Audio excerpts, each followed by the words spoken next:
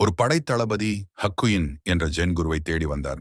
குருவே, சொர்க்கம் நரகம் என்பதெல்லாம் உண்மையிலேயே இருக்கிறதா என்று வினவினார்.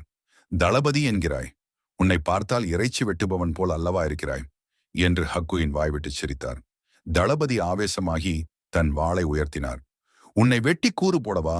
நரகத்தின் கதவுகள் திறந்துவிட்டன என்றார் ஹக்குயின். தளபதி உடனே சினம் தணிந்தார். உங்கள் மனதில் எது நிரம்பி இருக்கிறதோ அதுதான் உங்கள் சொர்க்கத்தையும் நரகத்தையும் நிர்மாணிக்கிறது. கோபம், பொறாமை, எரிச்சல், பதற்றம், ஆத்திரம், சந்தேகம், பயம் இவற்றால் ஆளப்படும் போது நீங்கள் நரகத்தில் இருக்கிறீர்கள்.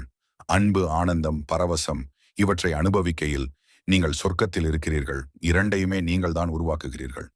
எது வேண்டும் என்று நீங்களே தீர்மானியுங்கள். விழிப்பு உணர்வுடன் இருந்தால் சொர்க்கத்தை தானே விரும்புவீர்கள். விழிப்பு உணர்வு இல்லாத போது வெளி சூழ்நிலைகளுக்கு ஏற்றவாறு உங்களிடமிருந்து அனிச்சையாக எதிர்ச்செயல் வெளிப்படுகிறது.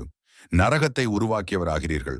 தளபதிக்கு கோபம் மூட்டிய போது அவருடைய ஆத்திரம் நரகத்துக்கு வழிகாட்டியது. தன் நிலை உணர்ந்து மன்னிப்பு கேட்டபோது சொர்க்கம் திறக்கப்பட்டது.